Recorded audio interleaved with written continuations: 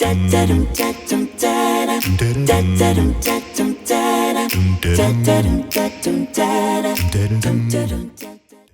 is the gift of speaking in tongues, and does it exist today? Speaking in tongues is mentioned in the Bible, but only in two places. First, in the book of Acts, chapter 2, the day of Pentecost, when the apostles shared the gospel with the crowd of people from different nations, speaking to them in their own tongue or native language. The crowds were amazed.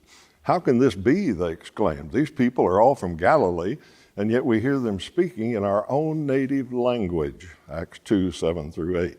So we see that the gift of tongues is the miraculous ability to speak in a language that the speaker has never learned in order to communicate with someone who does speak that language. Can you imagine how helpful that gift would be as the church began and Christians spread out from Jerusalem to go to many nations and speak in many different languages?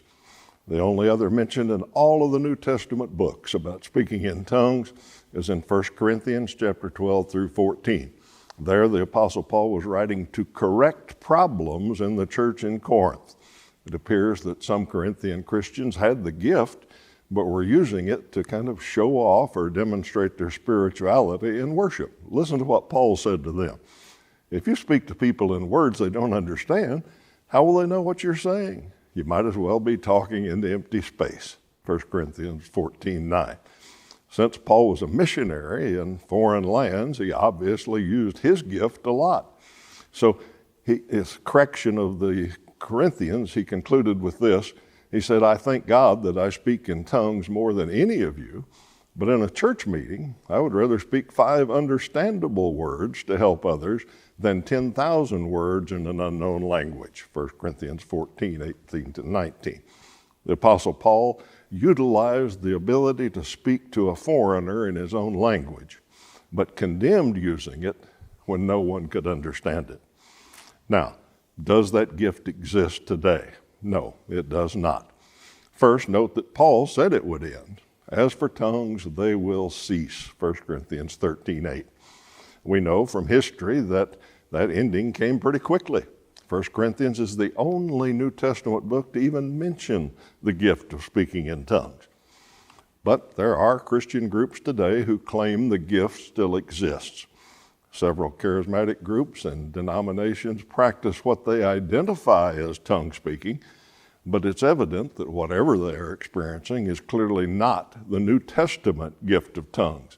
If it was the authentic original gift, their missionaries would be able to use it for the original purpose. But missionaries who speak in tongues today have to go to language school before they go to the mission field. That tells us what modern day tongue speaking is not. It is not the authentic gift. But what is happening? Many studies have been done to try to explain it. One of the best is a book called The Psychology of Speaking in Tongues by John Kildall. Dr. Kildall's study and others conclude that modern day tongue speaking is never a known language that the speaker has not known previously. It's a learned behavior. It has to be modeled by someone and practiced by the speaker. It comes from the subconscious mind, and it is similar to early childhood baby talk. Many who practice modern day tongue speaking sincerely believe it's a devotional language from God, and that makes them feel closer to God. Others are not able to demonstrate the ability and may feel like a second-class Christian. In that sense, the practice may be good or bad for some, but it is not the true New Testament gift of speaking in tongues. I'm Steve Tandy for Know Your Bible. To have your questions answered or to learn more about the Bible, please visit us at knowyourbible.com.